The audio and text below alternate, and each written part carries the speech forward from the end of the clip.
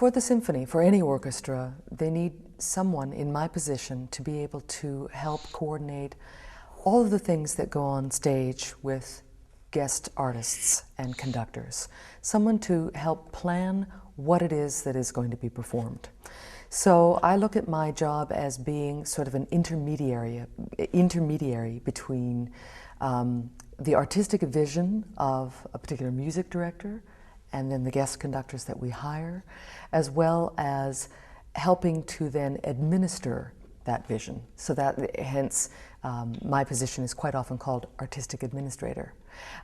So you're really involved in all of the aspects of listening to the creative ideas, coordinating them, juggling past performances so that you don't, the knowledge of past performances so that you don't repeat pieces too often, that you have a regular rotation of certain artists through the symphony, and that you plan the pieces that are going to be performed by the orchestra and by the soloists in a way that not only fits with that vision, but also fits with the ability of the orchestra to put those on and have an audience for those pieces and for those concerts. So it's a very complicated balancing act between artistic ideals and administrative reality, both in terms of budget as well as marketing and just the overall use of resources. It's a planning process that starts out a number of years in advance. And it's also not a cut and dried process. It's something that if you've been doing it for a while and doing it for a particular organization for a while, you do it, you certainly have deadlines that you need to work toward. But you begin the planning process way out, say a couple of years out. So, for example, for the 07-08 season that we are working on right now, we've been, it's now July of 06. We've actually been working on planning for that season, 07-08, since last year. So we typically work 2 years out to begin the process of deciding what dates our music director is available to conduct. We get those into the schedule, and then we decide on what conductors we would like to invite. Returning conductors, new conductors, sort of scouting and trying to figure out who's the best person to invite, who are successful people that we would like to invite back. And we start to put that into place. And that's my administrative job, because it's fine for a music director to say, oh, we'd like so-and-so. Then it's my job to contact that person's agent to check out schedule timing, make sure that the dates that we have available are dates that they have available in the schedule, and then it moves on in the course of planning to then get into the detail of what would that person like to perform, what would we like that person to perform, and it's a whole negotiation. And that has to happen for every conductor and guest artist that is invited, that there's the administrative responsibility of making sure that the time is in their calendar, that I'm dealing with their representative, and that I'm also negotiating their contracts. So that's, and then you get into certainly the details of negotiating program, because it is a negotiation. You certainly want to be able to have something that the symphony wants. You know, an all Ligeti festival is necessarily the most practical or the most ideal thing. And so you have to balance between what are very interesting artistic ideas, but also what are the needs of the symphony in terms of putting forth a season. What are the balances? Just because a conductor might want to do the Rachmaninoff Second Symphony, I might have to say, I'm sorry, you can't. We just did that last year and it's too soon to repeat. So I'm sort of in that administrative vortex, trying to coordinate all of the moving pieces. So it's a process that takes place over a fairly long period of time, with the finite deadline being, when do we have to announce that season and send out a brochure? And that's typically in the very early, late winter, early spring, say January or February, prior to the season that's being sold. Yeah. So you work back from there, and you have to make sure that you have everything in place. I think that classical these days both is and needs to be innovative as well. And some of the innovations that we're thinking about have actually happened within our classical season. And I think innovation is true for all of what we do, whether it's the highest art classical subscription concerts that we put on, all of our pops concerts, our special presentations, education concerts that we do here in the hall as well as go out in the community to do. We try to have a variety and a mix of things that make sense for today's audience. And while some people might think that pops is overtaking, that's actually not really true. Pops has its audience, and it has its following, and has its niche in the community, and it fulfills a certain segment of the population's needs and desires in terms of their orchestral entertainment. But classical is its own audience, and we're not finding that it's dying. I mean, I think it's a much rumored myth that classical music is dying. It's fairly vibrant these days, and certainly here at the Houston Symphony, we are finding that ticket sales are a little bit on the upswing, which is a really good thing. So it doesn't mean that you can sit back and just do standard things, that you have to constantly be thinking about the mix. There are traditional ways of presenting concerts, the typical overture, concerto, symphony that happen in a standard concert format. And while that might be considered old-fashioned or traditional, there is and probably always will be a segment of the population who really crave that, desire it, and I think it will always be alive. But there are also people who are craving different ways of getting their music. They like people to talk. They like having things that accompany the music visually, that there's an opportunity for interaction, that there's an explanation that might happen. And it's trying to gauge the temperature of that in today's cultural scene that is, I think, the biggest challenge for all orchestras, is getting the mix right, and trying to be thinking always about new and different ways that we might be able to present our music while still being true to the music and respectful of the music, trying to think about different ways to reach out and connect with the changing audience. Well, one of the biggest advents that has happened is the use of video screens in the hall. We're lucky enough to have had a grant from a foundation to be able to provide cameras and permanently placed video screens and the whole video system that gives us a huge amount of flexibility to be able to add visual elements when and if warranted in a particular concert format. So we're lucky enough to be able to use this whole video system in Jones Hall, and we use it for a variety of things. There's just the practicality of donor recognition. It's a great way to advertise upcoming concerts, to recognize sponsors, and that's a very important of the business of the arts, to be able to figure out ways in which to give your sponsors visibility. Another thing that we do with the screens for classical concerts is rather than necessarily having a piece of something printed in the program magazine, we might choose to put the words, the translations of a particular piece up on the screens, sort of like the whole opera situation in surtitles. So we're able to use the screens in that way.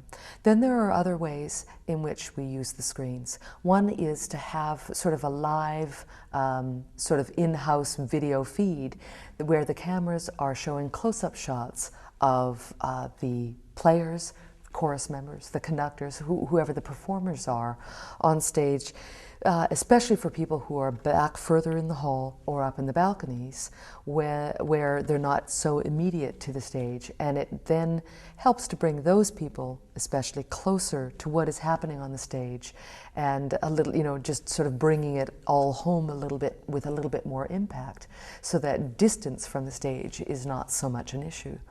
And we use that certainly for a lot of our education concerts. It's a great way to be able to show the kids up close what's happening on the stage. And because kids these days are so visually oriented, it's a great thing to be able to grab and keep their attention in ways that maybe just a pure piece of music might not. There's also some interesting ways that we've been able to use the screens for classical concerts, where we've been able to, for example, when we did the complete music of Stravinsky's Firebird, one of the things that one of my colleagues did was research some of the original costume drawings by Bakst and Goncharova, and artists that were involved in the original productions by Stravinsky with the Diaghilev Ballet Russe company. We were able to find still shots of the original costumes for the various characters during the ballet. And as the story was unfolding in music, we were able to show the costumes, both in general, just a far away shot, but also some glorious detail of the original costume drawings as the characters for those costumes were being portrayed in the music. So it was a very interesting way to be able to provide a visual element for an oral story. Another thing that we've been able to do with the video screens is with a piece, Bartók, Wooden Prince. It's a fairly dense score. It's about 45 minutes long, also originally written as a ballet. One of the things that we were able to do with that was take the Bartók's original stage instructions that are written in the score. We translated those into English, and then we were able to, as the music was unfolding, sort of have a story unfold in sort of scene titles on the screens as people listened, so they could connect with what was happening in the music and what Bartók was trying to portray dramatically in the music. And it really brought it into stark relief what was happening in the music as the story unfolded. And so many people felt that the feedback from the audience was that being able to see this story unfold in just these simple scene titles really brought the music home in a deeper, more connected way than maybe just sitting and listening to the music without that aid. And so again, we try to be respectful of the music, try not to do anything that's going to interfere with the performance and the classical music performance and the purity of that, but find different ways, different points of entry in for people with technology. It's not just the Houston Symphony, it's the whole industry trying to find different ways to sell popular concerts, just sort of, let's get that revenue in the door. There's a practicality of it. Let's get people in the seats. Let's find things that they'll connect to. And so I like to think of all the things that we look at and that we do as an array of things where, that we have something for everyone. It's not a question of, we're an orchestra, we only do just the purest Mahler and Bruckner and Bartók and Stravinsky and Brahms and Beethoven. I think it's a question of making the orchestra a resource for the community and having the broadest spectrum of things available. And we're not the only ones who are looking for that. There are organizations, agencies, trying to figure out ways in which they can package products that the symphonies are going to be able to play and going to be able to sell.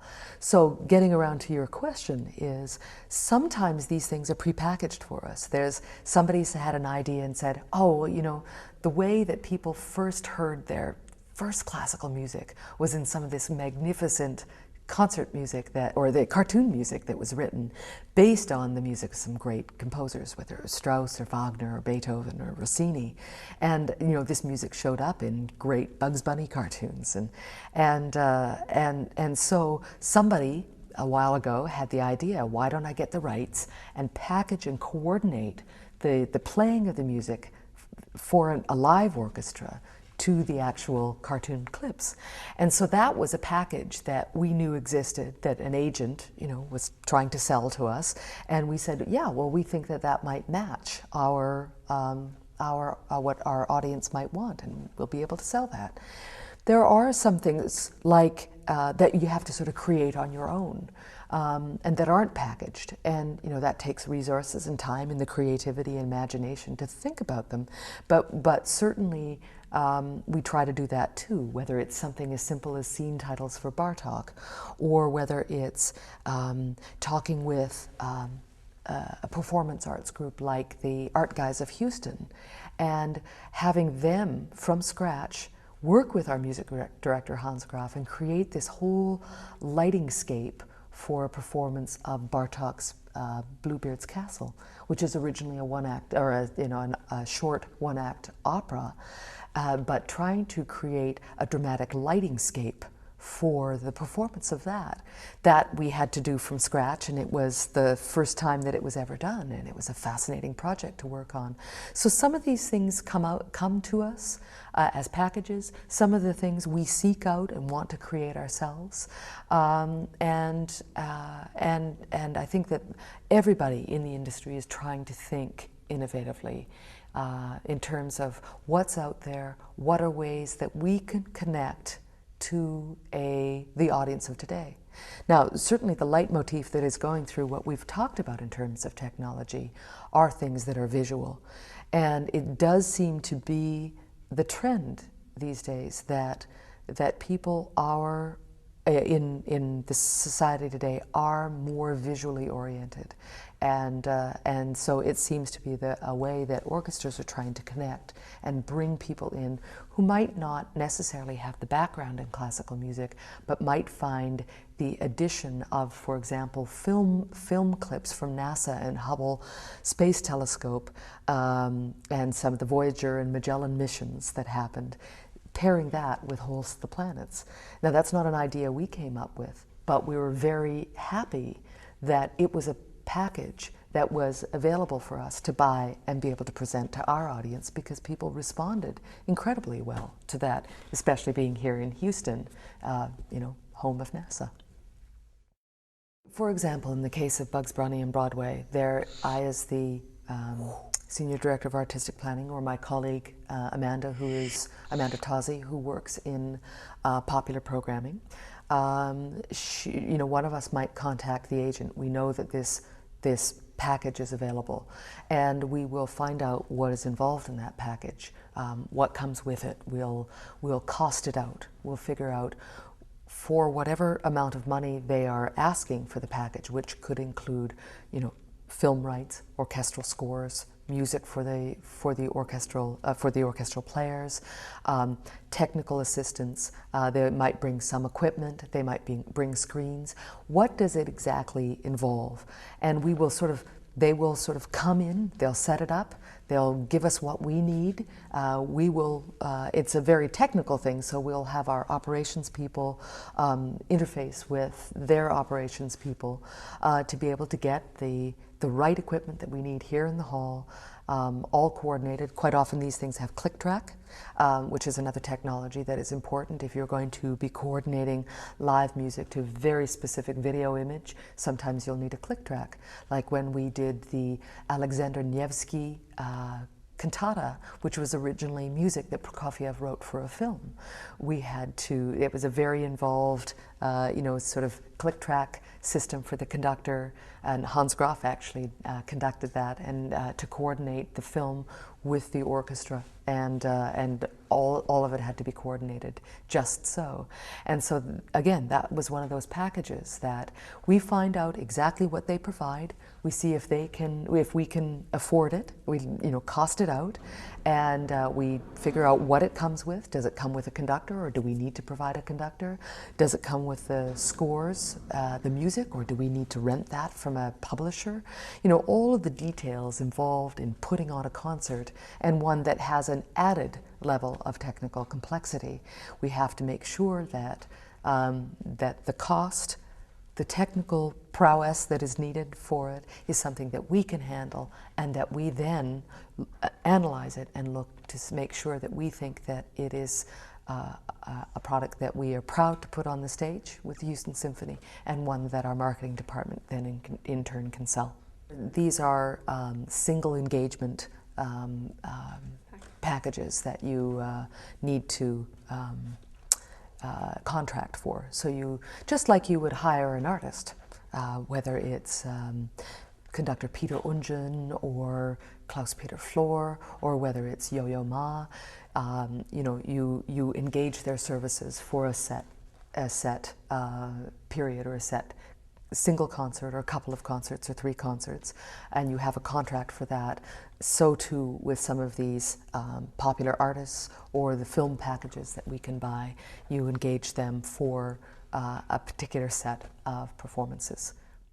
I certainly think it's a question of balance for the Houston Symphony and all orchestras to figure out how to maintain the importance and the relevance of classical music in today's culture, while also being innovative and trying to respond to changing cultural tastes and needs and changing technology, so that we get the balance right. So that if we pursue too much the innovation and just the desires of society, are we going to be abandoning the purist, if you will, and the more traditional classical music, or can we keep that in the right balance? And so I think that it's very important to maintain an incredibly strong connection with the educational community, partnerships with schools, and that's something that we take incredibly seriously. We throw a lot of resources at it, and we're continually looking for ways in which we can reach out to the community, to young people, to help make up for some of the lack of music education in the schools, to be able to plant the seed in the young generations so that we will have audiences for the future, and making sure that we maintain our cultural responsibility as an orchestra to do what it is an orchestra does best, and which really no other group can, which is at the highest possible level, playing the classics of the repertoire, but also finding the niche in today's society for access to programs, a broad spectrum and a diversity of programming, to be able to appeal to the Houston community, or to any community, as a resource for that community, and that orchestral music can be a bridge to so many kinds of experiences for any community.